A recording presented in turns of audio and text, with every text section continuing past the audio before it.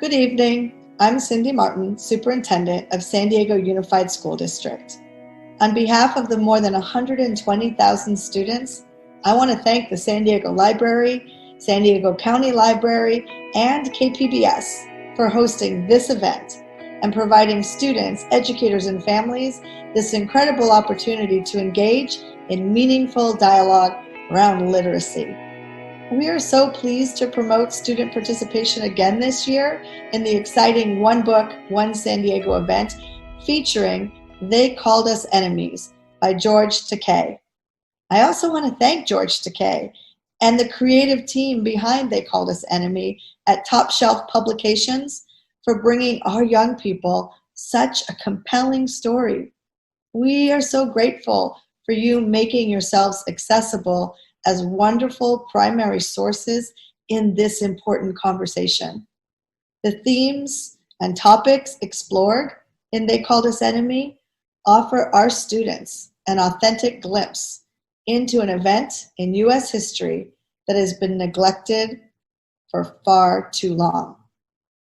The internment of Japanese American civilians during World War II is an historical event that still resonates today for people who continue to embrace a nation that would seek to reject them. It is an exercise in love and resilience, and we can all learn to become better versions of ourselves. They Called Us Enemy is a book that gives us all a way to come together and to take collective action as we support one another and our beloved community. And this is so necessary now at a time when we know it is needed most. Because it's during these challenging times, like we find ourselves in right now, it's during these times that we come together as a community and we examine and we revise policies and practices that may be dehumanizing to our classmates, our colleagues, friends, family, and wider community. Let's use this engagement opportunity. Let's use this to join together in ways that will help our peers and our community when they need it most. Again, thank you. Thank you for joining and enjoy tonight's session.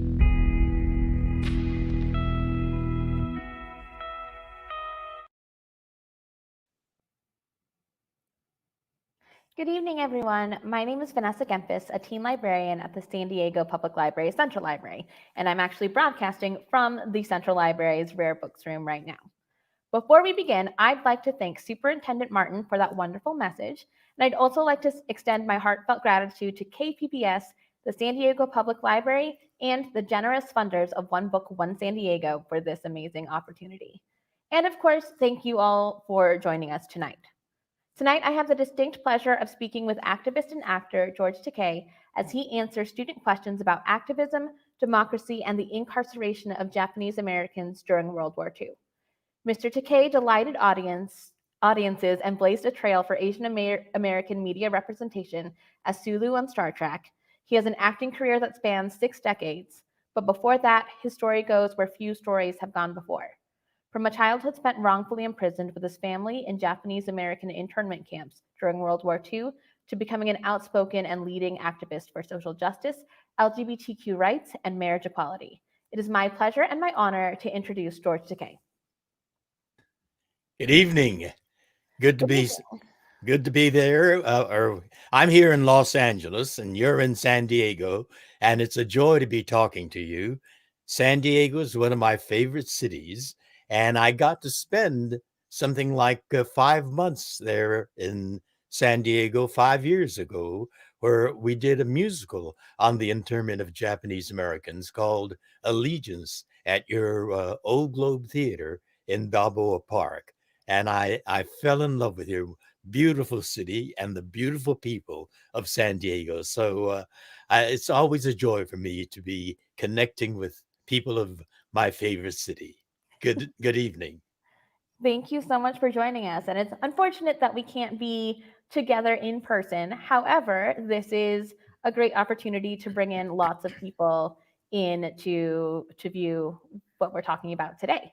I did want to let the audience know that if you have any questions, please feel free to drop them in the comments, and we will try to get to them if we have time. So, Mr. Takei, George, I'd like to thank you for sharing your experiences in They Called Us Enemy.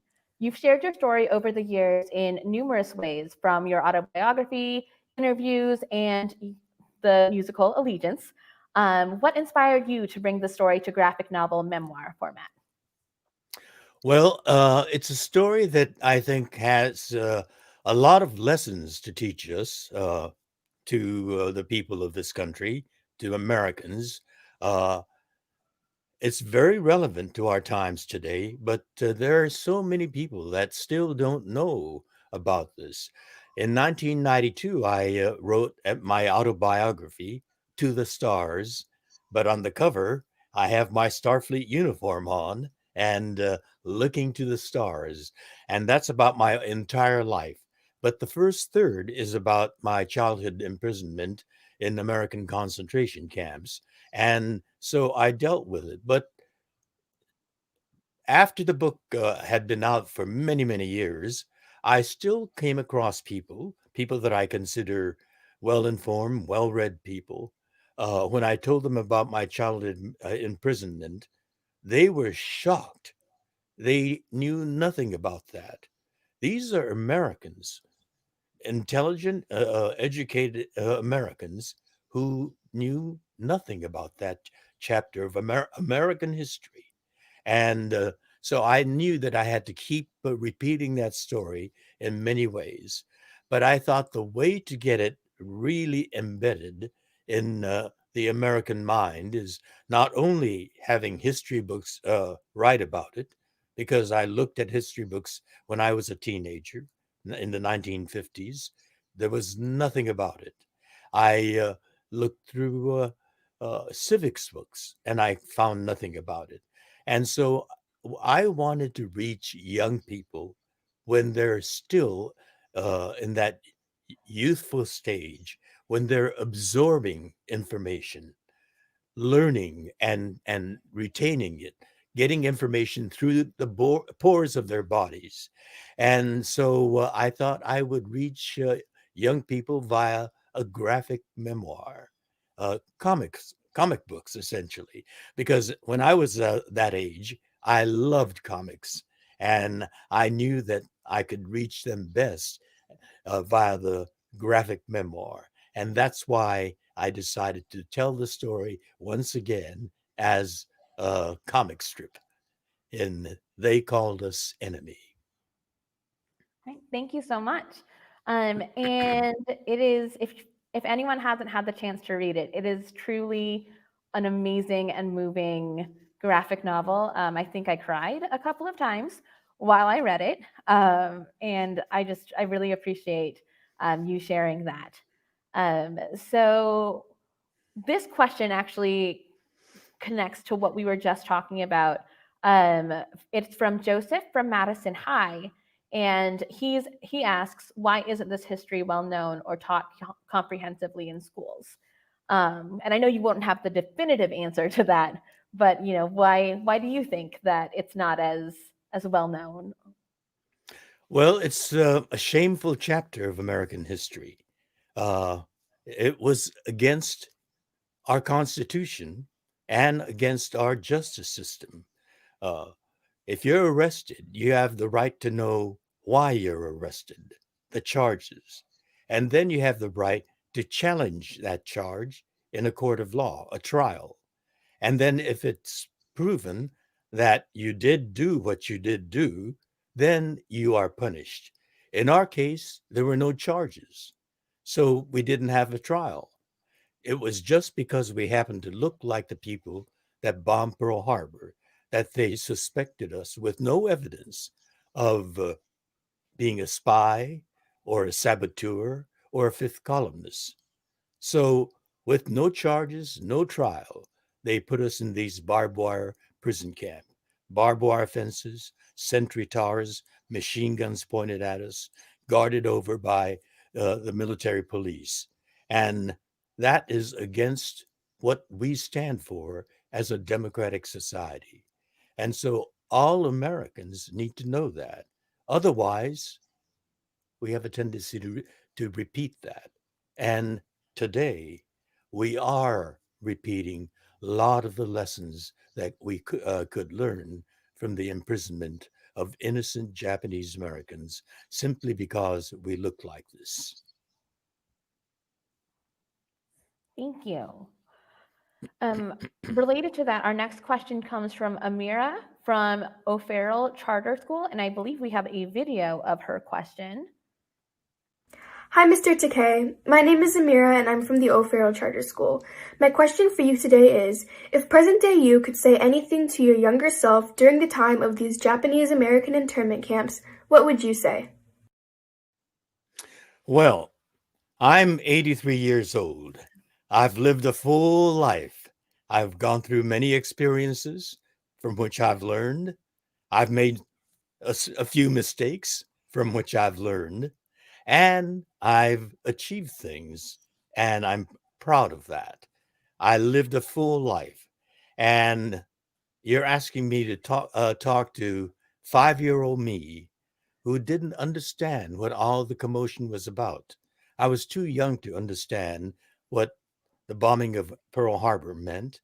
My parents wanted to protect us from that information, and they told us that we were going on a long vacation to the swamps of Arkansas.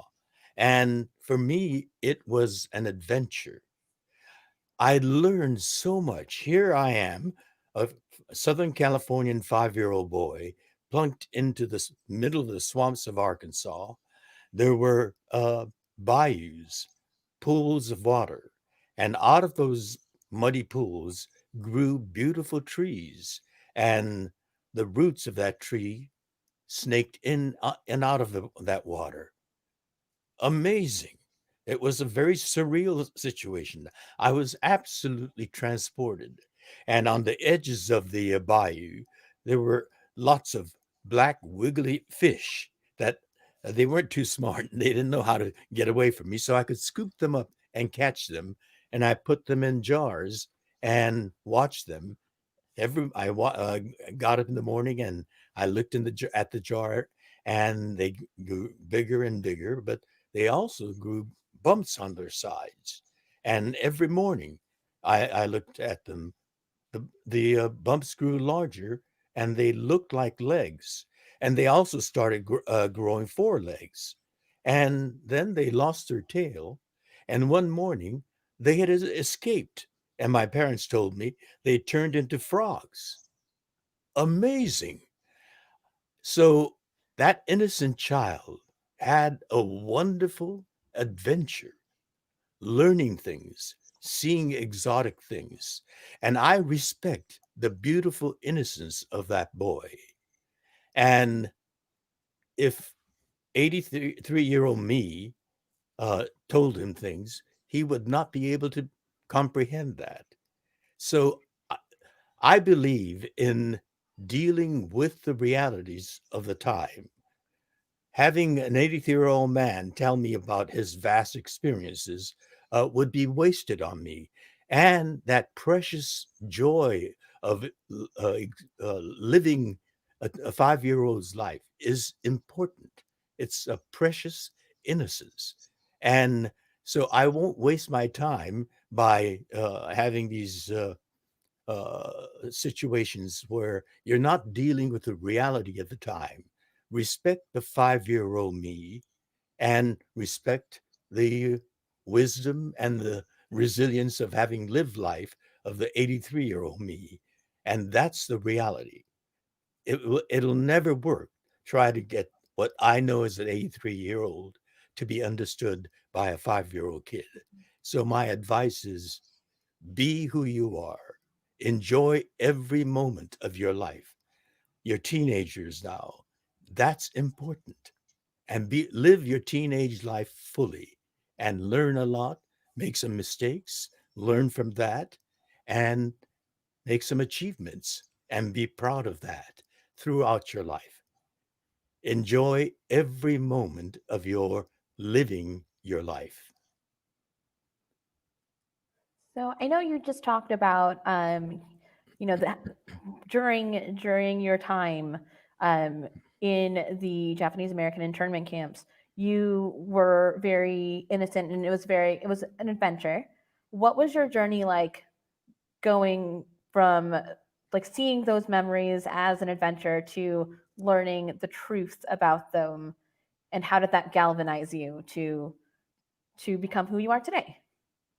Well, when I became a preteen, I started to understand that I was in something like a prison camp. And I I wanted to know more of why we were there. And I started reading books, history books. I became a voracious reader. I looked for some information on the internment camps. There was nothing in those books back in the 1950s. I read civics books, as I said, and there was nothing about it in the civics books. But I learned about the ideals of American democracy. And I said, it doesn't connect, it doesn't jibe. We're supposed to be a nation of laws. And it was against the law to take innocent people and imprison them only because we happen to look like the people that bombed Pearl Harbor. And so I wanted to learn more, but the books didn't have any information on it. So after dinner, I had many discussions with my father. And now, looking back, I feel so blessed in having a father who was willing to share his deep feelings about uh, how he felt during that imprisonment. He said it was an unjust situation that we lived through. They froze our bank account. We were financially straitjacketed. I couldn't do business, and my business was destroyed. I couldn't pay the mortgage on the house because the money was frozen by the government. And so I didn't pay the mortgage. And eventually, we were there in our home until the soldiers came to take us away. But we lost the house too. It was a cruel thing, an irrational thing, and a unconstitutional thing that the government was doing to us. But we were helpless. And then soldiers came to our home in the one morning and ordered us out of our home at gunpoint. My mother had tears flowing down her cheeks. We were loaded onto trucks and that had other Japanese American families and driven downtown to the Buddhist temple in Little Tokyo, where hundreds of other Japanese American families had been gathered.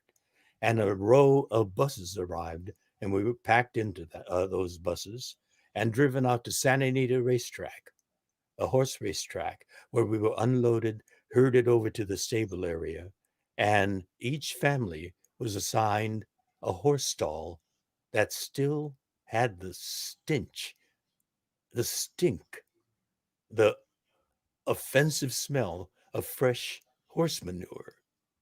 For my parents, going from a two-bedroom home on Garnet Street in Los Angeles and taking their children into that offensive, smelly horse stall was a painful, degrading, humiliating experience.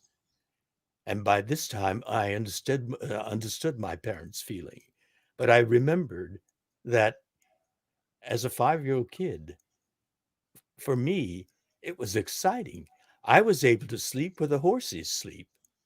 Two different reactions to the same thing that we were experiencing.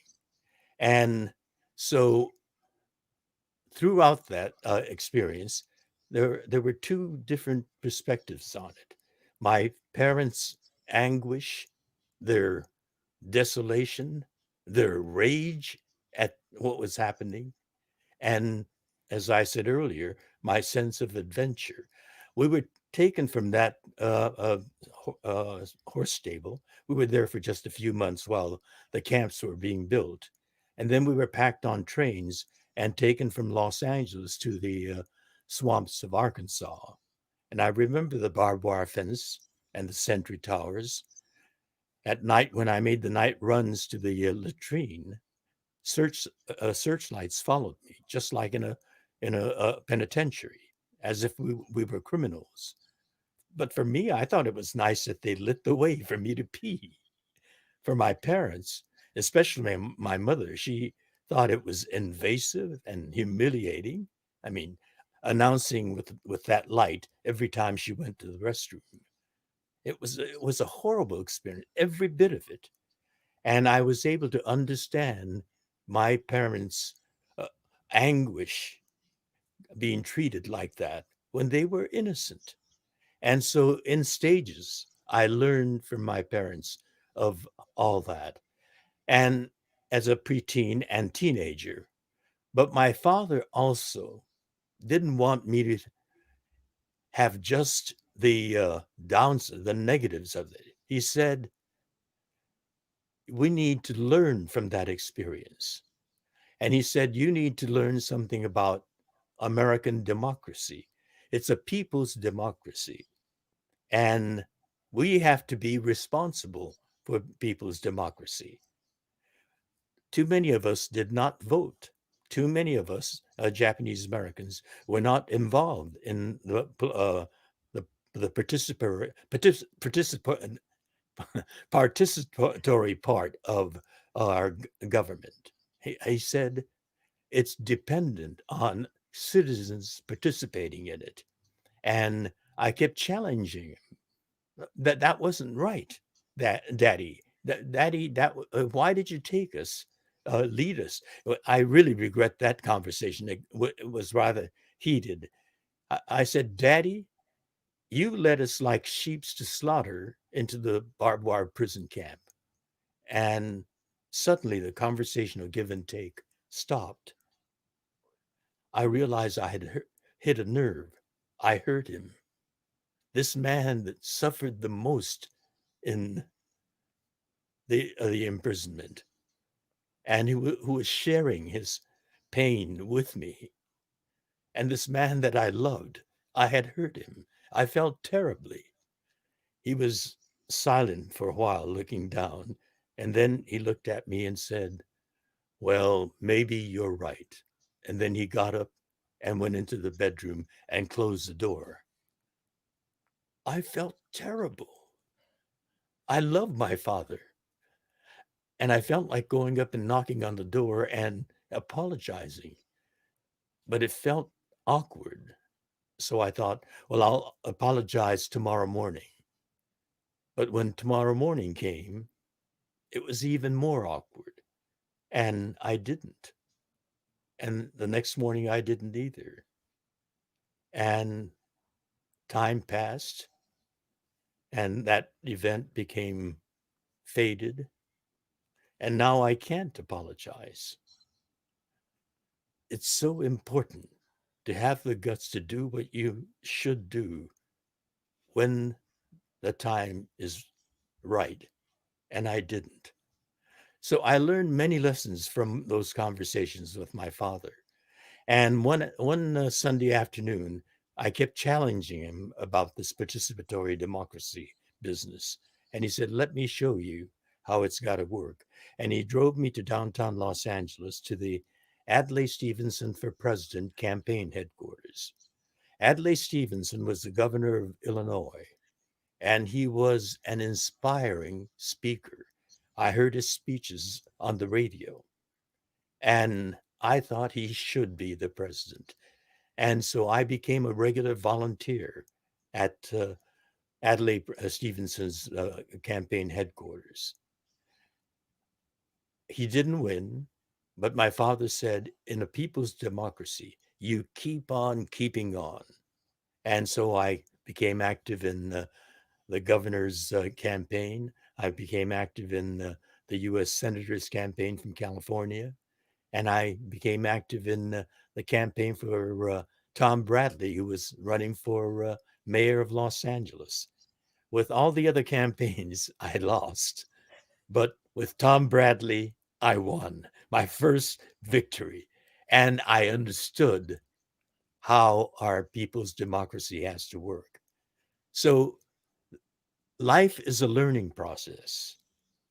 You challenge it and you hurt people along the way, people that you love, but you keep on keeping on and you will eventually pick the winning candidate. This is democracy. We have to carry the responsibility. My father used to tell me the easiest form of government is a dictatorship. You leave it up to the boss. You sit back and do as he tells you or do to you. In a people's democracy, we have to take the responsibility.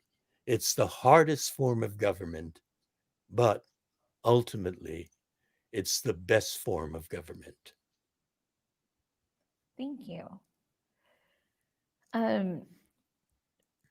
Being so involved in politics, not involved in politics, but involved in political campaigns and on activism, did you ever fear that those things would hurt your acting career?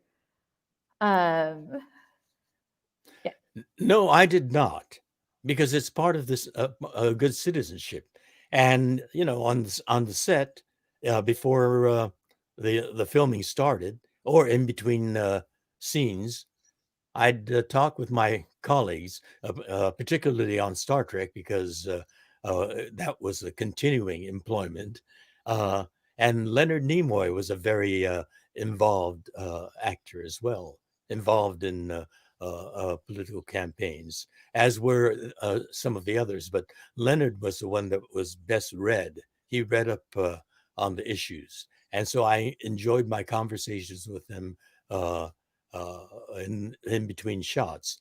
And then when I was active in Mayor Bradley's campaign, we got a headquarter for Mayor Bradley in Little Tokyo, the Japanese American community, and I asked Nichelle Nichelle Nicholas to come and participate with me in the grand opening of that headquarters. I also asked Walter Koenig, who played Chekhov, and so I called on my friends to participate as well. I think you're being a good citizen, and more people should be active in the political process because we are blessed with a people's democracy. Thank you. Related to that, we have a question from Valerie from Mission Bay High School. Hi, I'm Valerie Medina from Mission Bay High School.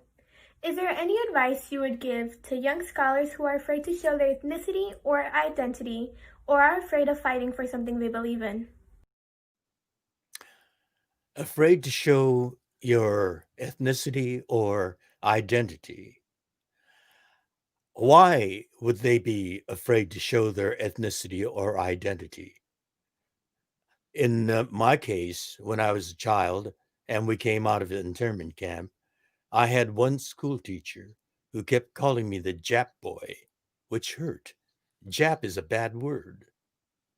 It's a prejudice word. And it was hurtful. But my father always told us to be proud of who we were. And I knew she was wrong. So one other reaction I could have had was to be ashamed of the fact that I'm of Japanese ancestry. But that's not being proud of yourself. You need to know who you are and be proud of who you are. Excuse me, my identity is who I am. I'm an American of Japanese identity and ancestry. And about when I was 10 years old, I had a growing realization that I was different in ways other than just my face. I was attracted to other boys. Other boys were attracted to girls. I thought I was the only one who felt that way.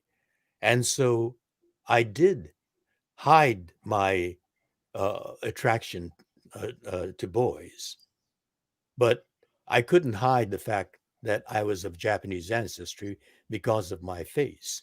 At that time, society looked harshly on boys who acted like a girl or who were attracted to other boys. So I acted like was like the other boys. And when the other boys started dating, I dated too. And when I started pursuing an acting career, I knew I couldn't be hired as an actor. So I kept hiding the fact that I was attracted to boys. So there I was with my Japanese face. We were hated during the Second World War, although we were Americans. And so I was proud of the fact that I was an American. And to be an American meant having faces like this, or people who had frizzy hair and dark skin, or people who had blonde hair and pale skin. We're all Americans. And so I had these double identity things. I was proud, and I knew I had to be strongly proud of the fact that I was of Japanese ancestry. But my attraction to boys, I had, and I acted like the other boys. It wasn't until I was long into my adulthood, when I was in my 60s, that society began to change because there were people that were bold enough.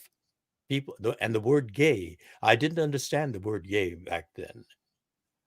I started to understand what that meant as I was growing. And but there were gay people that were gay and were proud of that, and they were actively campaigning to be equalized. And because of their activism, I was able to come out and be who I am. So you have to uh, first of all, know who you are and be proud of who you are. And because of certain societal forces, there might be a part of you that you might want to hide, but continue to work for the full humanity of who you are. And because some people were willing to sacrifice and actively fight for who they were, and I was too, they made it possible for me to come out as a gay man. And then I became actively engaged in the campaign for equality, and particularly marriage equality. So know who you are, be proud of who you are, and be actively engaged in the process of getting equality for who you are if society makes you unequal. That is really great advice. So thank you so much for sharing that with us. Related to, being a gay person of color, we have another question from Ashley from the Winston School. As a gay person of color navigating the coming out process, did you ever have the perception that you faced more difficulties than white people and white passing folks? If so, what difficulties did you face, and how did you cope with being discriminated against like this? I think a gay person, whether you're a person of color or a white person, face the same kind of challenges. There are some people, the haters, who will hate you for both that. But if you're both that should double your strength in your knowledge of yourself. And if you're out to be actively fighting for equality. Yes, being a minority person sometimes adds to the challenge of the other condition that you may share with white people. But white people are subjected to the same kind of hate and abuse. So join together, and you have more strength in numbers.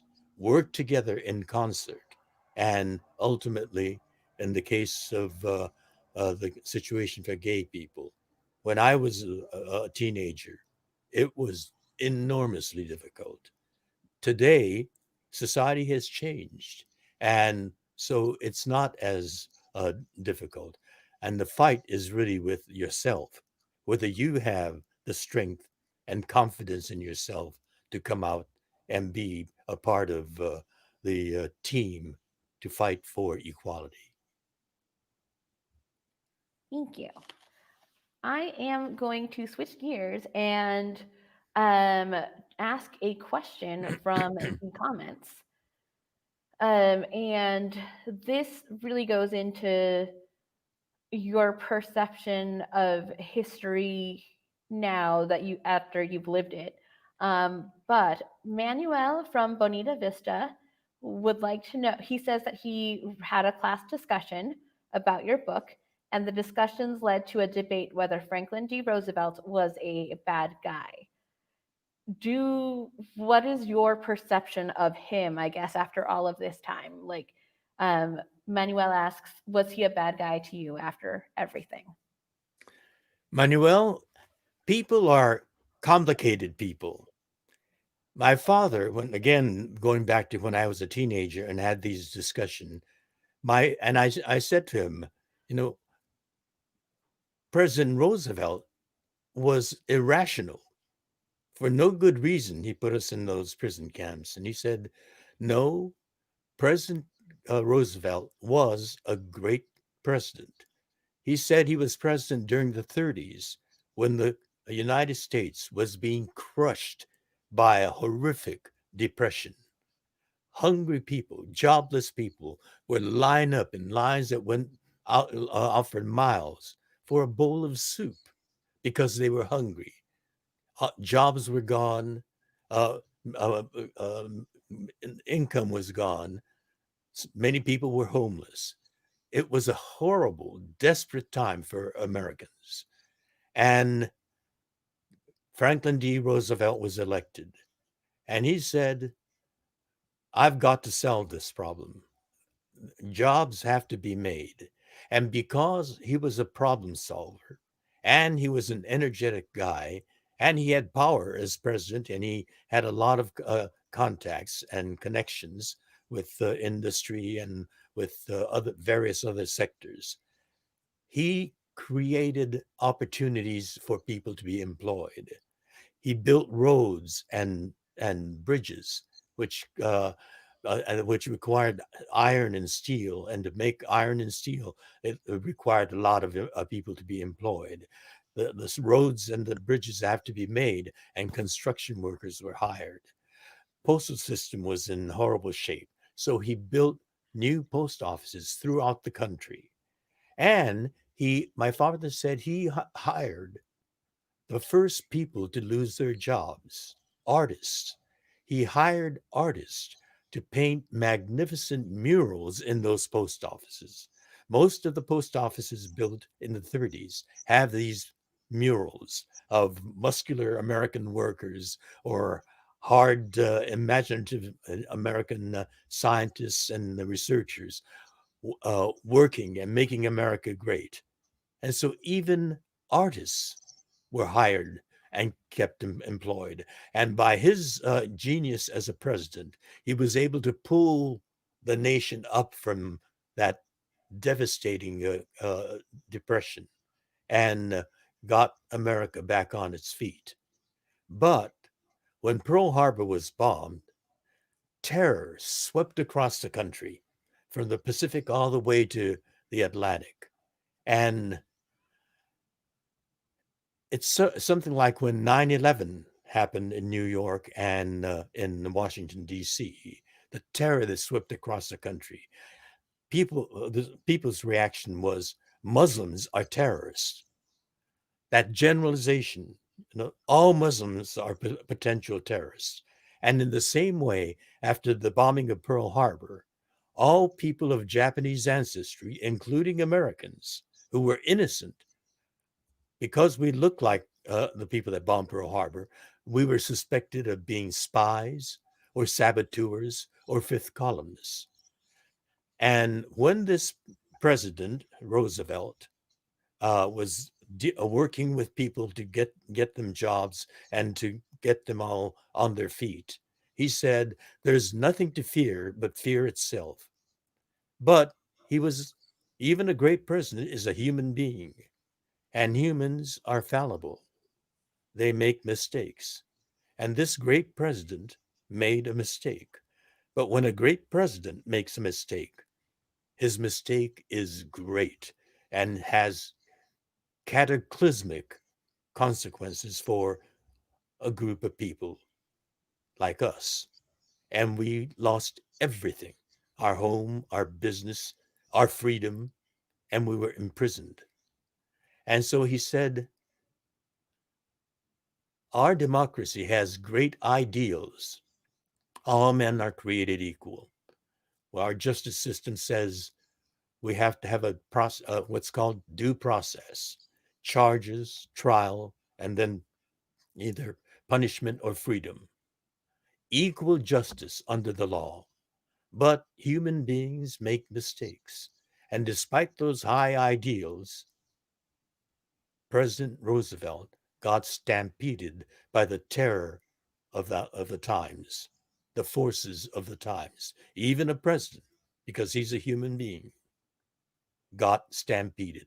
And he signed an executive order numbered 9066 on February 19th, 1942, that ordered all Japanese Americans on the West Coast, approximately 120,000 of us, to be summarily rounded up and imprisoned.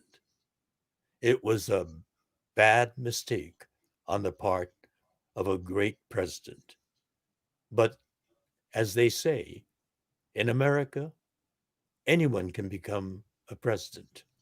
Someone born in the log cabin like Abraham Lincoln, or someone more born to great wealth like Franklin D. Roosevelt. And Adlai Stevenson made the statement, in America, anyone can get elected president. That's the risk we take. I think we know what that last sentence means. That's the risk we take. Look at the president that we have now. We took a risk, and we're dealing with the price for that risk. And I think that's such an important thing to think about, because when we're young, we tend to think of things as, oh, this person's a good guy, this person's a bad guy. And having that perspective to know nobody is ideologically pure, and going with the safer bet, or going with whoever fits your idea of the America that you want to see best. Like, you should still participate in democracy, because there are other things that could happen.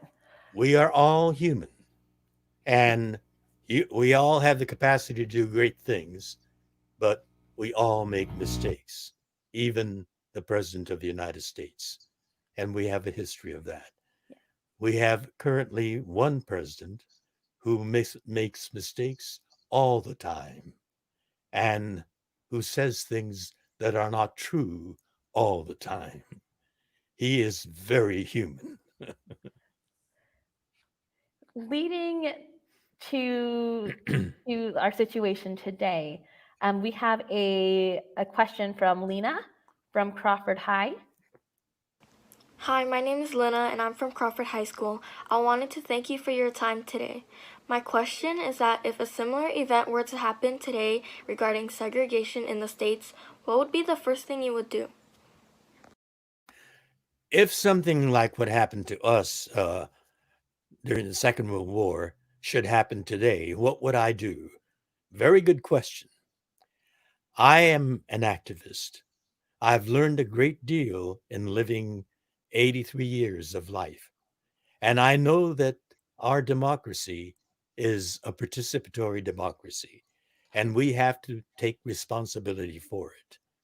Right now, we are living in quarantine because of this coronavirus that we face, deadly disease. More than 225,000 people have died from it. And If something like what happened then happens today, and it is happening today, I act on it. There are people from the Central American and Mexico who are poverty stricken, and they live in chaotic circumstances. They live right next door to the richest country in the world, the United States of America. Many of those people have experienced incredible violence. Some women have seen their husbands shot before their eyes, and they grabbed their children and they literally fled from where they came from in Guatemala or El Salvador and came to the southern borders of the United States. They are entitled to asylum. Asylum is a human right.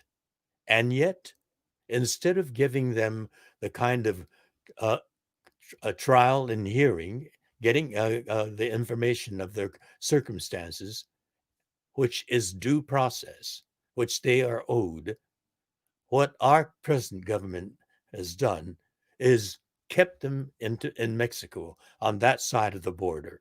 But they tore the children from them. They tore their children away from them and put them in cages in customs facilities on the border. It is inhuman and cruel. We were, as children, always together with our parents. We were never separated. Our parents were always with us. They gave us a sense of security. They loved us, and we were a whole family. What this administration doing is cruel, and I speak out about it. I have written editorials about it, and fought this kind of action that's unrepresentative of who we are as Americans. We are a better people than that. And so we actively participate in our participatory democracy to speak out and try to get that situation stopped.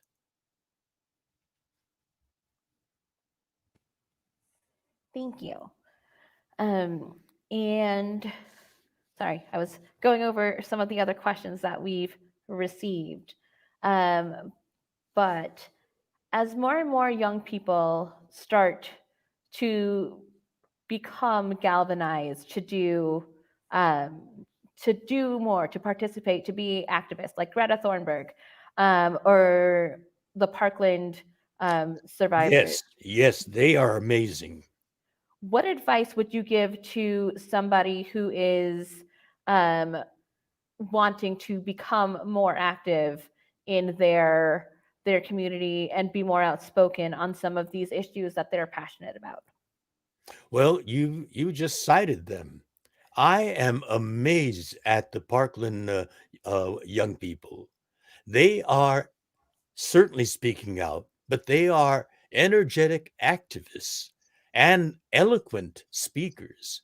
I am amazed. They're teenagers, and there they are organizing themselves and creating a march on Washington that gathered people from throughout the country, thousands, tens of thousands of people, and then they are making speeches that are moving and inspiring. Their eloquence is, to me, something that thrills me as an American. That is participatory democracy. Greta Thunberg, as an environmentalist, has spoken to the United Nations. She's speaking to the world. They are examples, a very personification of participatory democracy. And when we're living in these circumstances now, when we have a chaotic Washington and a deadly a threat from a virus, and when we have law enforcement officers who respond with unrestrained violence against African American men, and they're treated 10 times worse than any other law violators. For jogging through a white neighborhood, they're shot down. For speeding, they're arrested and on the site, stomped on and beaten. I mean, the kind of treatment that they get is extraordinary. There is something horribly wrong going on, and we are uh, uh, uh, we have to speak out. The Parkland youngsters and Greta Thunberg are real inspirations. They are examples of today that I think all of us need to be inspired by. And with everything that is happening, with all of the things that you've just cited, and all of the internal struggles that people are having, how do you stay optimistic for the future? Well, the opposite of optimistic is pessimistic. And I think you're defeated right from the start. It's the one that can see, for example, I'm a runner, and I know some running friends. When we come to a hill, they'll say, "Oh no, that's too hard. Let's do the flat route." To be a real runner, what's hard is the most challenging one. What's easy is doesn't do you any good. Take on the challenges. Go the hard route. That is where change happens. Be optimistic. That's the steep hill. Just think of how much better a runner you become, how much more you sweat and you lose that much more weight. Be an optimist, and optimists get things done. Pessimists are defeated before they even get started. Optimists are the doers. They're the ones that make change happen. Optimism is what we all need to have because we're proud of our country. We're proud of the values that we stand for. And we want to make sure that democracy prevails. Take the hard route, do the best you can, and you will succeed. That's excellent advice. So I think we've got about 8 more minutes, but I wanted to ask one more student question. So we're kind of circling back to the book. And this is a question from Kay from Hoover High. What plan of action do you believe would have respected the rights of Japanese Americans while addressing the fear and uncertainty that plagued the nation? Well, it was a horrible time for all of us. Pearl Harbor was really unprecedented. We were caught off guard and the damage was enormous. More than 2,000 people were killed in that bombing. Now compare that with 9/11. More than 3,000 people were killed, but the poison was still lingering in that part of downtown New York. And people died even after the horrible event there. There are challenges that are awful, and they terrorize the whole nation, and it paralyzes people. Japanese Americans did not resist in any great numbers. A few people challenged the internment, and a few people took it all the way to the Supreme Court, the top court of the nation, and they lost. The Supreme Court ruled against them in 1944 in the middle of the war. And so the war still influenced that judgment of the justices of the Supreme Court. And it wasn't until much later in the 80s when another group of attorneys, young Japanese American attorneys, took it again to the Supreme, or not to the Supreme Court, but the appellate court. And the Korematsu case was ruled not just. But that was 40 years after the war. And then, but that judgment still remained on the records. And it wasn't until 2015 that 2017 that the Supreme Court said we must wipe it off the record of the Supreme Court. It takes a long time, but if you know that you are on the right side, you must speak up.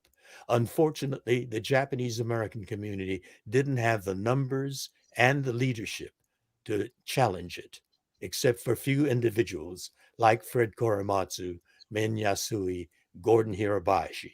They challenged it all the way up to the Supreme Court, and the Supreme Court of the United States ruled against them.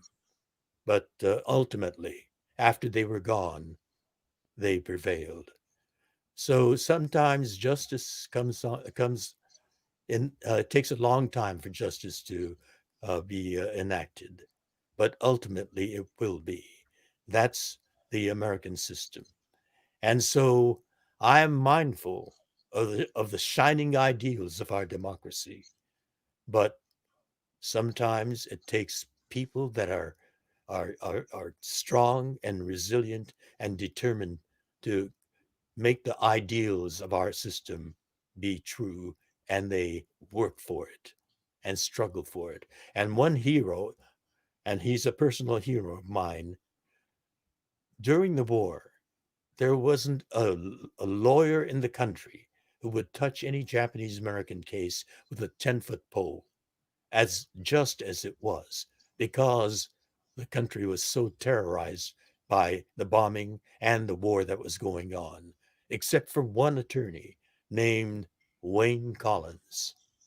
I owe so much to Wayne Collins because of his guts and his passionate belief in our United States Constitution, that he took on cases that looked unwinnable under those circumstances. And so sometimes having principles take great courage to go against a grain, because you have faith and absolute belief in the ideals that are as firm as what makes American democracy good. Wayne Collins is my personal hero. Passion, knowledge, courage, and dedication. And that's what made our imprisonment less trying. Thank you again for sharing. I have one final question because I don't want to go over, but what do you think is the single most important thing that a teen or young adult can do to help change the world that they live in and to make the world a better place?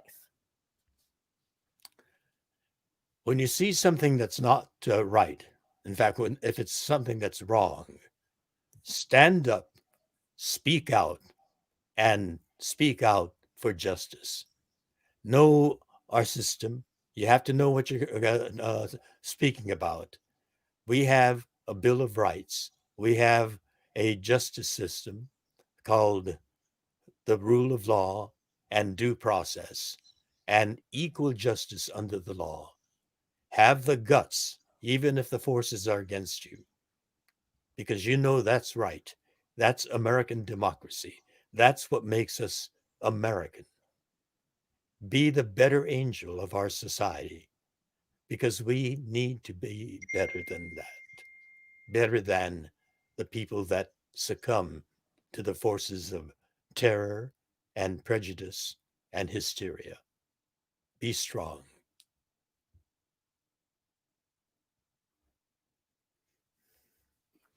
Sorry, I was muted. Thank you again for sharing all of your wisdom today. And I did want to say one more thing that we want to encourage all young people to do, and that is vote. If you are eligible to vote, please vote. The election is on November 3rd. All San Diego public libraries are mail ballot drop-off locations.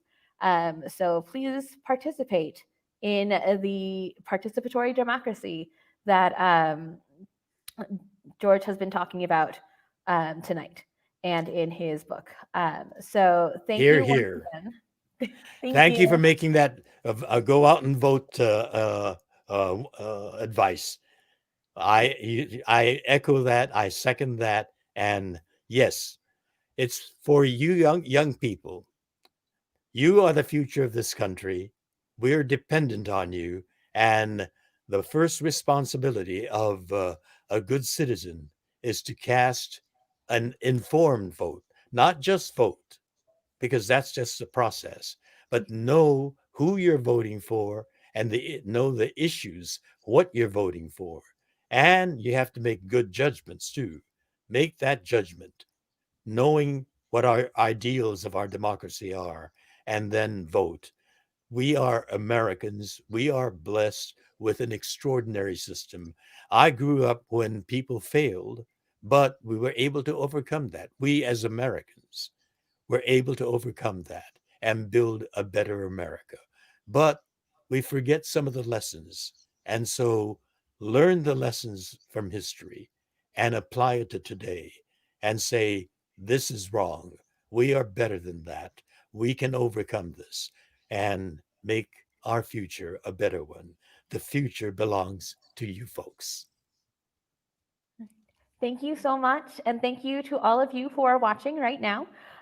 We hope you've enjoyed our conversation with George Takei and feel inspired to take action in your life.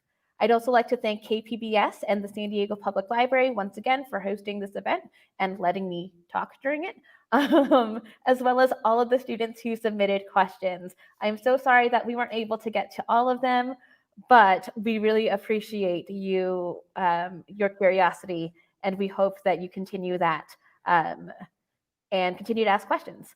So if you want more One Book fun, don't forget to visit sandiego.gov/onebook to learn all about SDPL's One Book, One San Diego events, including a My SD poster contest. And did we mention that the first place for that contest gets a $300 prize? So you want to enter. Once again, a big thank you to Mr. Takei and all of you. So let's go out. Live long and prosper. Yes. And stay back. Stay back. All right. Thank you.